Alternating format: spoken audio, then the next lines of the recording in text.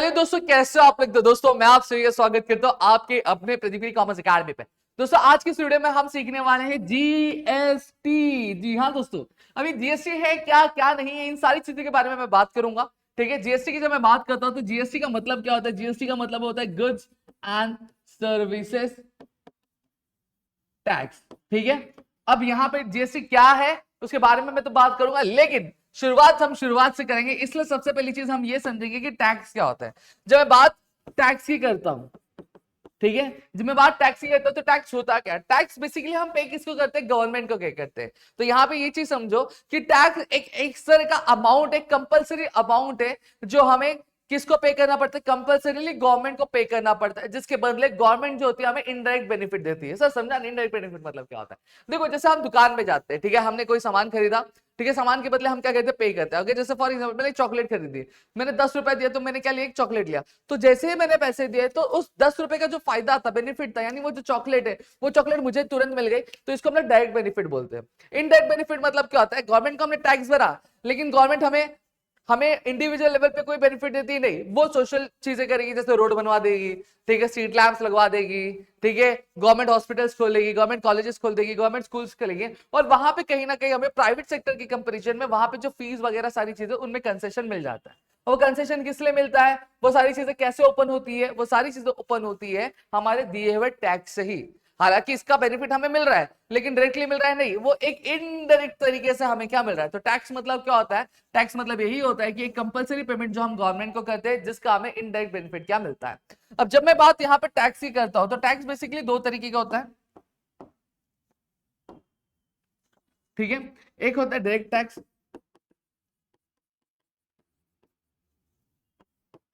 एक होता है आपका इनडायरेक्ट टैक्स।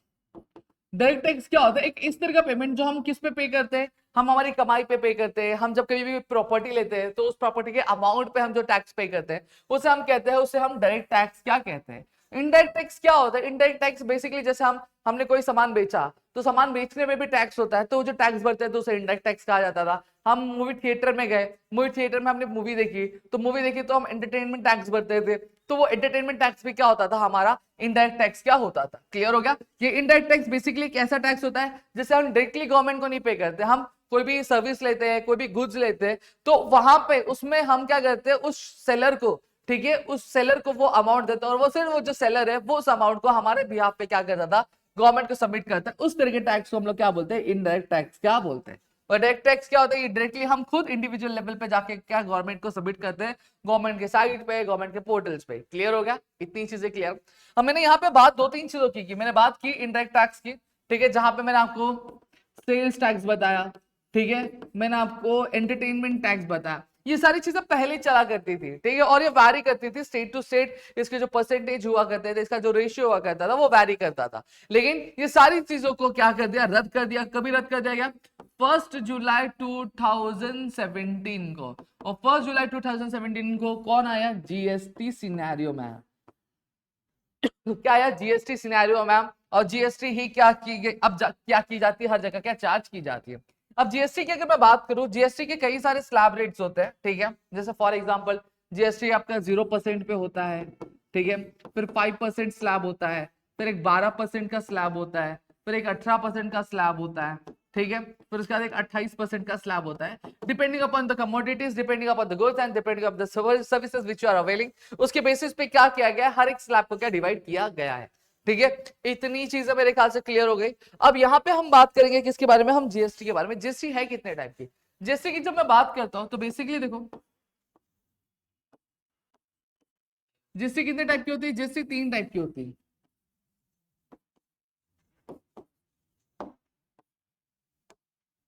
ठीक है, पहले आती है सीजीएसटी, फिर आती है आपकी एसजीएसटी, फिर आती है आपकी आईजीएसटी।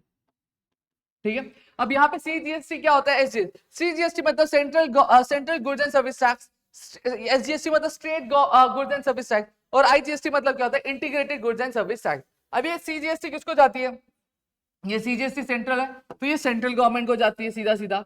एसजीएसटी किसको जाती है, ये आपकी स्टेट गवर्नमेंट को जाती है। और ये आईजीएसटी क्या होती है, हमारी इंटीग्रेटेड गुड्स एंड सर्विस, ये भी आपके स्टेट को, ये भी आपके सेंट्रल को ही क्या जाती है। समझ में आ गया, इतना क्लियर हो गया। तो ये टाइप होता है। अब कहाँ पे सीजीएसटी यूज किया जाता है, कहाँ पे एसजीएसटी यूज किया जाता है, कहाँ पे आईजीएसटी यूज किया जाता है, इसके बारे में थोड़ा सा बता दो।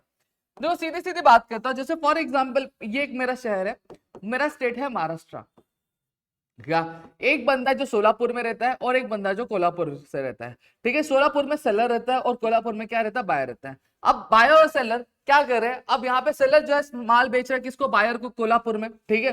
तो ये दोनों के बीच में ट्रांजेक्शन हो रहा है, लेन देन हो रहा है, हाँ सेलर माल बेच रहा है और बायर माल खरीद रहा है, सही बात है।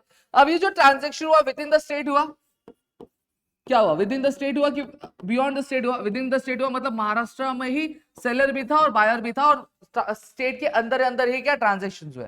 जब कभी भी दो ट्रांजेक्शन ऐसे होते हैं, जब कभी भी transaction with in the state हो, किसी भी पर्टिकुलर एक ही स्टेट में सेलर भी है और बायर भी है और विद इन द स्टेट चीजें हो रही है, तो वहां पे जो चार्ज की जाती है वो क्या चार्ज की जाती है, आपकी सीजीएसटी चार्ज की जाती है, ठीक है। और आपकी एसजीएसटी क्या चार्ज की जाती है, समझ में आ गया। अब सीजीएसटी और एसजीएसटी की जब मैं यहाँ पे बात कर रहा हूं, ठीक है, आपकी जो सीजीएसटी होती है और आपकी जो एसजीएसटी है, ये अभी जैसे 18% है तो 18% चार्ज किया तो 9% आपकी सीजीएसटी जाती है और 9% क्या जाती है, आपकी एसजीएसटी जाती है। जैसे फिर सेम एग्जांपल है, गुजरात में ही सेलर और बायर है, दोनों के बीच में ट्रांजेक्शन हो रहा है, तो हम क्या चार्ज करेंगे, एसजीएसटी और सीजीएसटी। वही हरियाणा में ही दोनों सेलर और बायर दोनों के बीच में ट्रांजेक्शन हो रहा है, तो हम क्या चार्ज करते हैं, सीजीएसटी और एसजीएसटी का चार्ज करते हैं। क्लियर हो गया। अब आईजीएसटी क्या होता है, जैसे फॉर एग्जाम्पल सेलर महाराष्ट्र में, ठीक है, लेकिन जो बायर है वो कहाँ पे, आपके उत्तर प्रदेश में, ठीक है, यूपी में, ठीक है। अब यहाँ पे जो ट्रांजेक्शन हो रहे हैं वो क्या हो रहे हैं, दो अलग अलग स्टेट्स में हो रहे कि नहीं हो रहे, हाँ सर हो रहे हैं, ठीक है। जब कभी भी ट्रांजेक्शन दो अलग अलग स्टेट्स में होंगे तो वहां पे कौन सी जीएसटी चार्ज की जाएगी, आपकी आईजीएसटी क्या चार्ज की जाती है। इतनी चीजें क्लियर समझ लो, समझ में आ गया। सीजीएसटी कहाँ चार्ज होता है, एसजीएसटी कहाँ चार्ज होता है, आईजीएसटी कहाँ पे चार्ज होता है, मेरे ख्याल से इतनी चीजें आपको क्लियर क्या हो गई होगी, ठीक है। अब यहां पे अगर हम जब बात करते हैं, हम बात करते हैं आपके जब डायरेक्ट और इनडायरेक्ट टैक्स की मैंने जब बात की थी, तो देखो इनमें एक डिफरेंस है, क्या मैंने आपको स्टार्टिंग में ही बताया, डायरेक्ट टैक्स और एक इनडायरेक्ट टैक्स होता है। दो मिनट,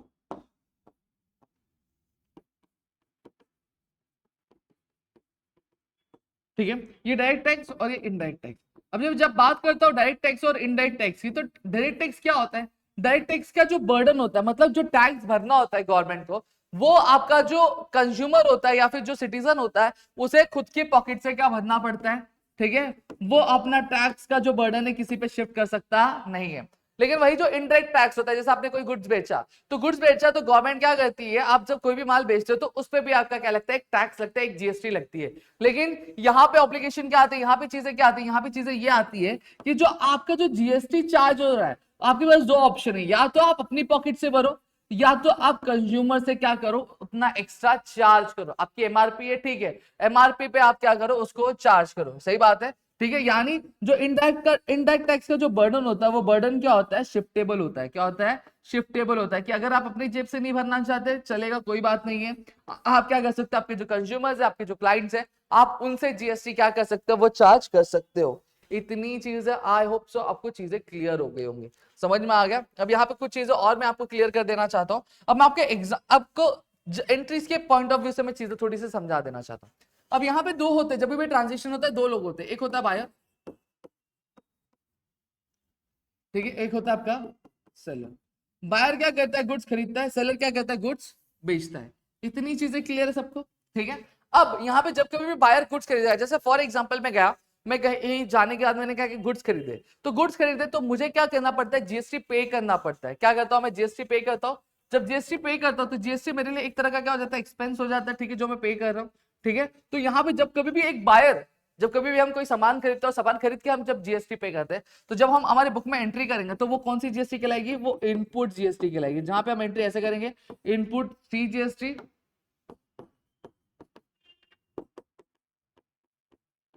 इनपुट एस जीएसटी, समझ में आ गया। और वहीं जब एक सेलर क्या करता है, सामान बेचता है, तो वो क्या करता है, वो जीएसटी, देखो एक ह्यूमन नेचर बता रहा हूं, कोई भी नहीं चाहेगा कि उसके पैसे से उसके पॉकेट से क्या पैसे खर्च हो, तो हमेशा क्या करेगा, वो हमेशा ये करेगा कि जो जीएसटी अपने कंज्यूमर से क्या करेगा, डिमांड करेगा। तो जब कभी भी एक सेलर क्या करता है, सामान बेचता है, तो वो क्या करता है, कंज्यूमर से जीएसटी क्या करता है, चार्ज करता है। तो जीएसटी उसको आती है, तो जो भी चीज हमें वहां निकली उसको हम लोग क्या बोलेंगे, आउटपुट बोलेंगे। तो यहाँ पे आउटपुट CGST और आउटपुट SGST। समझ में आ गया? इतनी चीजें क्लियर है। चलो एक एंट्री भी पास करके बता देता हूं। जैसे for example purchase furniture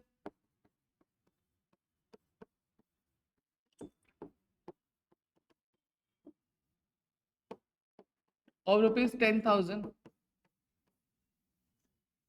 and charged and paid 18% GST। ठीक है, 18% GST बढ़ा। अब हम जानते हैं कि जब कभी भी हम फर्नीचर खरीदते हैं तो क्या है, यहाँ पे दो चीज है। फर्नीचर खरीदा, ठीक है, एक फर्नीचर हमारा कीवर्ड हो गया, ठीक है, फिर एक हमने कहा कि जीएसटी पे की तो एक जीएसटी हमारा कीवर्ड हो गया, ठीक है, और फिर हमने क्या किया रहेगा, कैश किया रहेगा, तो ये हो गया। फर्नीचर क्या एक आपका सामान है, सामान के रूल क्या होता है, आपका रियल अकाउंट का रूल होता है। रियल अकाउंट का रूल क्या बोलता है, रियल अकाउंट का रूल बोलता है भैया कि जब कभी भी सामान आए तो उसको डेबिट करना है और जब जाए तो क्रेडिट करना है।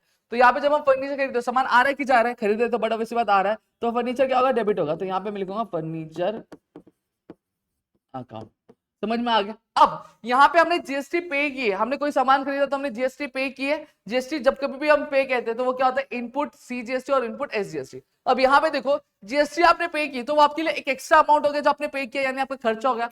खर्चों के लिए कौन सा अकाउंट, नॉमिनल अकाउंट का रूल। नॉमिनल अकाउंट का रूल क्या बोलते हैं, debit with all expense and losses, credit with all income and gains. तो जीएसटी पे करो तो आपके खर्चा है, तो खर्चा है तो जीएसटी आप क्या करोगे, डेबिट करोगे। तो ये देखो ये परचेज क्या था, जब कभी भी आप परचेज करते हो तो आप जीएसटी कैसे लिखते हो, आप लिखते हो input CGST account, input SGST account. Clear हो गया? टू, अब आपने बड़ा वैसी बात है, फर्नीचर खरीदा होगा तो आपने क्या कैश पे किया होगा, तो कैश आपके पास से जा रहा है, तो यहाँ पे लिख दें टू कैश अकाउंट। समझ में आ गया? फर्नीचर का दाम कितना है, फर्नीचर का अमाउंट 10,000 है, इंटू 18% निकालना, 0 कट 0 कट। अब यहाँ करेंगे हम आपका क्या करेंगे, 100 को 18 से मल्टीप्लाई करेंगे तो कुछ बनेगा 1800 बन जाएगा। ठीक है, अब 1800 का हम आधा आधा करेंगे तो 900 जीएसटी आएगी, तो यहाँ पे 900, यहाँ पे 900। और फर्नीचर का दाम कितना है, 10,000 है। ठीक है, और 10,000 ये हो जाएगा कितना आपका, 11,800 हो जाएगा मेरे ख्याल से।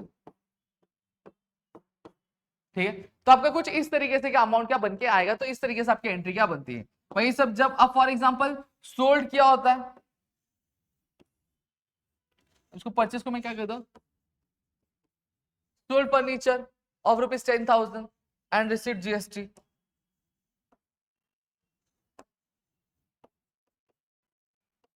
ठीक है, अब यहाँ पे हमने क्या क्या बेचा है, जब कभी फर्नीचर बेचा तो फर्नीचर आ रहा है कि जा रहा है, बट ऑब्वियसली बात है जा रहा है। तो जब कभी भी कोई भी चीज जाती है तो क्या होता है, डेबिट की क्रेडिट, बट ऑब्वियसली बात है जब कभी भी सामान जाता है तो रियल अकाउंट का रूल बोलता है कि debit what comes and credit what goes out. तो जब कभी भी सामान जाता है उसको क्रेडिट करना है, तो फर्नीचर अकाउंट क्या हो जाएगा, क्रेडिट हो जाएगा। और जब फर्नीचर जा रहा है तो कुछ आ रहा होगा, क्या आ रहा होगा, कैश आ रहा होगा। तो कैश आ रहा है मतलब कैश में एक चीज है, चीजों के लिए कौन सा, रियल अकाउंट का रूल क्या होता है, डेबिट व्हाट कम्स इन। तो कैश अकाउंट का हम क्या कर देंगे, डेबिट कर देंगे। ठीक है, टू फर्नीचर बेचा है, टू फर्नीचर गया तो फर्नीचर अकाउंट क्रेडिट हो जाएगा। अब यहाँ पे हमने जीएसटी पे किया है, नहीं जीएसटी पे नहीं किया, हमें जीएसटी क्या करना है, हमें लेना है, तो जीएसटी मिल रही है हमें, तो उसको कुछ इस तरीके से to output CGST to output SGST। समझ में आ गया? कुछ इस तरीके से चीज आपकी, और जो भी अमाउंट रहेगा वो अमाउंट कैलकुलेट करके हम लोग यहाँ पे लिख देंगे। तो यही आपका जीएसटी का पूरा कंसेप्ट था जो आपको समझना जरूरी था। बस ये आप समझो सीजीएसटी क्या होता है, आईजीएसटी क्या होता है। ठीक है, बाकी जैसे जैसे सम करोगे वैसे वैसे ये एंट्रीज कैसे पास करनी चाहिए, क्या तरीका होता है, क्या कैलकुलेशंस होते हैं, ये सारी चीज आपको क्लियर हो जाएंगे। अब जो मेरी अगली वीडियो आएगी वो आपकी बेसिकली कैलकुलेशंस पे बेस्ड होंगी। ठीक है, आपके जर्नल पे बेस्ड होंगी। ठीक है, जहां पे मैं कोशिश करूंगा कि मैं 2 से 3 लेक्चर्स में पूरा का पूरा प्रैक्टिकल प्रॉब्लम खत्म कर दूं। ठीक है, चलो होप सो चीज आपको क्लियर हो गई। Still if you have any doubt please do let me in the comment section. Video अच्छी लगी तो प्लीज वीडियो को लाइक करिए, चैनल सब्सक्राइब नहीं किया तो चैनल को सब्सक्राइब करो, अपने दोस्तों के साथ शेयर करो ताकि इससे और कई सारे वीडियोस में आपके लिए लेकर हाजिर हो सके। चलो मिलते हैं अगले वीडियो में। जय हिंद दोस्तों।